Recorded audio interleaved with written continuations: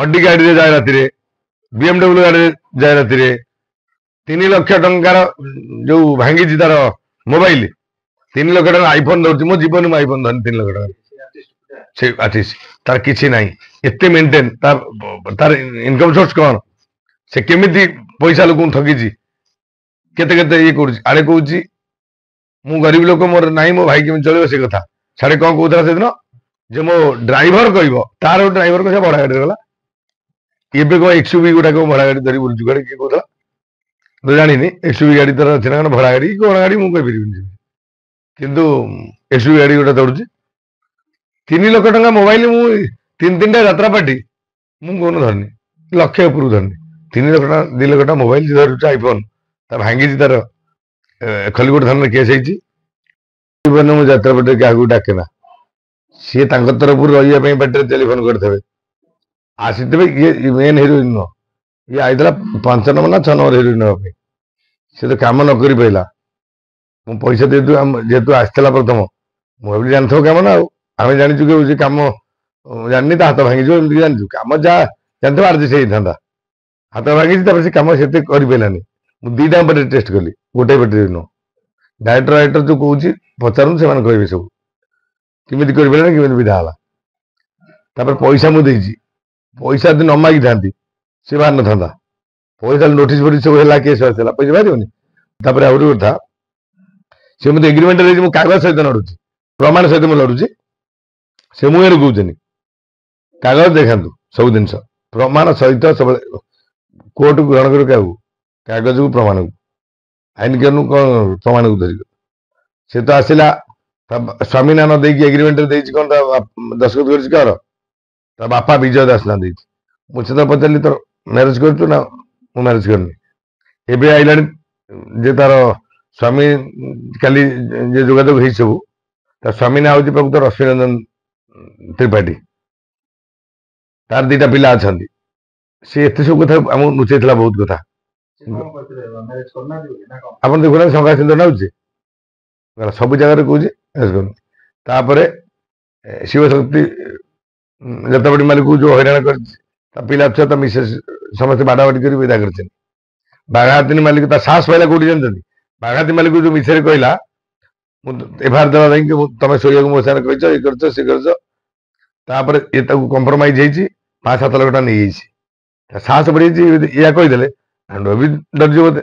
ନାଣ୍ଡୁ ବାବୁ କିଛି ନାହିଁ। ଆମ ଯୋଉ ଷ୍ଟାଫ ଅଛନ୍ତି, କେତେ ସୁନ୍ଦର ସୁନ୍ଦର ଷ୍ଟାଫ, ତାଙ୍କୁ ପଚାରନ୍ତୁ, ସେମାନେ କହିବେ କେମିତି ଅଛନ୍ତି। ନାଣ୍ଡୁ ବାବୁ ପାଟିକି ଯାଆନ୍ତି ନା ନାହିଁ, ମୋ ଆଗରେ ସେମାନେ ଖେଳିଆ ହୁଅନ୍ତିନି, ମ୍ୟାନେଜର ମାନଙ୍କ ସହିତ କଥା ହୁଅନ୍ତି, ତାଙ୍କର ଆଚାର ବ୍ୟବହାର କେମିତି ସିଏ କହିବେ। ଇଏ କଣ ଜାଣେ, ଯାହାକୁ ପଇସା ମାଗୁଛି ସେଇ କହିବ ନା ନାଣ୍ଡୁ ବାବୁ ଖରାପ। ମୁହଁରେ କହୁଛନ୍ତି ପଇସା ନ ଦେବା ପାଇଁ କହୁଛନ୍ତି, ଏଇଥିପାଇଁ ଯିଏ ବି କହିବ ପଇସା ପାଇଁ କହିବ। ଟଙ୍କା ମୁଁ ମାଗୁଛି, ସିଏ ବଦନାମୀ କଲେ କିଛି ଲାଭ ନାହିଁ। ଆଉ ଯୋଉମାନେ କିଛି ଲୋକ ଭଦ୍ର ବ୍ୟକ୍ତି ବାହାରିକି କଥା ହଉଛନ୍ତି, ଯେ ସପକ୍ଷବାଦୀ କଥା କହୁଛନ୍ତି କିଛି ନ ଜାଣିକି, ସେ ମୋ ଟଙ୍କା ଗୁଡା ଦେଇ ଦଉନାହାନ୍ତି, ମୁଁ କିଛି କହିବିନି, ସାଇଲେନ୍ସ ଅଛି। ମୋର 1.5 କୋଟି ପାଖାପାଖି ହବ। ଆଉ ଅଲଗା ମାଲିକଙ୍କର ବି ଦେଇଛନ୍ତି, ଅଲଗା ମାଲିକ ବି ଅଛନ୍ତି, ବହୁତ ମାଲିକଙ୍କର ପଇସା ନେଇଛନ୍ତି। କୌଣସି ମାଲିକର 1-1.5 କୋଟି ଟଙ୍କାରୁ କମ ନଥିବ। ବାହାରେ ନୋଟିସ ବର୍ତ୍ତମାନ ଯିଏ କହୁଛନ୍ତି ଆମେ ଦେଇଦେବୁ, ନୋଟିସ କରୁନୁ। କିଛି କଳାକାର ଦେଇ ସାରିଲେଣି, ପଇସା ଦେଲେଣି ବି। 13 ତାରିଖ ଭିତରେ ଆମକୁ ଯିଏ ନଦବ ଆମେ କରିବୁ, ଅସୁବିଧା କିଛି ନାହିଁ। ତ ପୁରା ଖୋଲିଦେବାକୁ ରେଡି। ମୋର ଖୋଲି ଦଉନାହାନ୍ତି, ମୋର କିଛି ଅସୁବିଧା, ମତେ କିଛି ନାହିଁ ଖୋଲିବ କହିଛି। ସେ କଣ କହିଦେଲେ ହେଇଯିବ।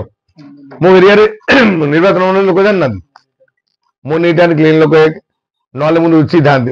ମୋର କିଛି ଦୁର୍ବଳତା ନାହିଁ, କୋଉଠି ଟେନସନ ହବାର ନାହିଁ। ମୁହଁରେ କହିବା ଲୋକ। ତା ବିଷୟରେ ମୁଁ କହୁଛି, ଆପଣ ଶୁଣନ୍ତୁ। ଆଉ ଗୋଟେ କମିଟି କାଲି ମତେ ଫୋନ କରିଥିଲେ, ବୋଧେ ସବୁ ମିଡିଆକୁ ଆଜି ଯିବେ। ଯୋଉ ଯୋଉ କମିଟି ପ୍ରମାଣ ସହିତ ଯିବେ, ସେମିତି ବି ଯିବେନି।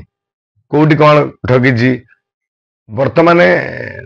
ତାପରେ ଆଉ ଜଣଙ୍କୁ ମ୍ୟାରେଜ କରିଥିଲା ଜଗତପୁରରେ, ବୟଫ୍ରେଣ୍ଡ ରଖିଥିଲା, ସେ ଯାକୁ ଧରିକି ଆସିଥିଲା ମୋ ପାଖକୁ, ଆସିଥିଲା ଶିବଶକ୍ତି ମାଲିକଙ୍କ ସହିତ ମୋ ପାଖକୁ ଆସିଥିଲା। ସେ ମତେ ପରିଚୟ ଦେଇଥିଲେ, ମୁଁ ଏବେ ଜାଣୁଛି ସେଇ ବୋଲି। ଭିଡିଓ ରେକର୍ଡିଂ ସହିତ ଅଛି। ଅଡି ଗାଡିରେ ଯାଏ ରାତିରେ, BMW ଗାଡିରେ ଯାଏ ରାତିରେ, 3 ଲକ୍ଷ ଟଙ୍କାର ଯୋଉ ଭାଙ୍ଗିଛି ତାର ମୋବାଇଲ, 3 ଲକ୍ଷ ଟଙ୍କା ଆଇଫୋନ ଧରୁଛି। ମୋ ଜୀବନ ମୁଁ ଆଇଫୋନ ଧରିନି 3 ଲକ୍ଷ ଟଙ୍କା।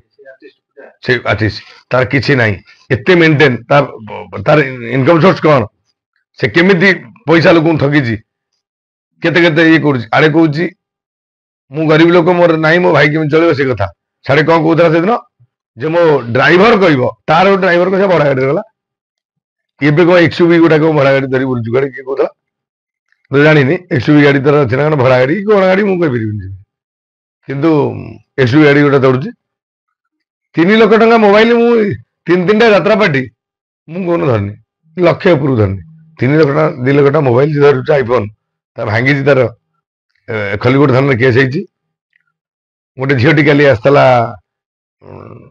ତା ନାଁ ସେ ଟେଲିଫୋନ କରିଥିଲା ବହୁତ ଏମିତି ଅଛନ୍ତି ଆପଣ ବାହାରିବେ ଦେଖିବେନି କେତେ ଲୋକଙ୍କୁ ଠକିଛି ସେ ଖୋଲାଖୋଲି କଥା ସିଏ ଗୋଟେ ଫ୍ରଡ ପୁରା ଫ୍ରଡ ଝିଅ ଆପଣ ମାନେ ମୁଁ କଥା କହୁନି ଯାହା ଯାହା କହିଛି ଗୋଟେ ଗୋଟେ ସତ ହେଇଛି ଆଜି ବି ସତ ହବ ଆଉ ଠକିଦେବେ କଣ କାଗଜପତ୍ର ଅଛି ବୋଲି ବା କେସ୍ ହଉଛି ସିଏ ଯିଏ ତାର ନ କରୁଥିବ ଠିକ ମୋ ପାଖରେ କାଗଜପତ୍ର ବସ୍ତାନି ବହି ଧରିକି ମୁଁ କଥା ହଉଛି ସିଏ ଭାବିଥାଏ ଠକିଦେବେ ଆଉ କେତେଟା ଖାଲି ଯାତ୍ରାପାଟି ବାହାରୁ ଯୋଉମାନେ ପଇସା ନେଇଛନ୍ତି ରହିବେ ଘୋଷରା ହେଇକି ଆସିବେ ଟଙ୍କା ଦେବେ ଯିବେ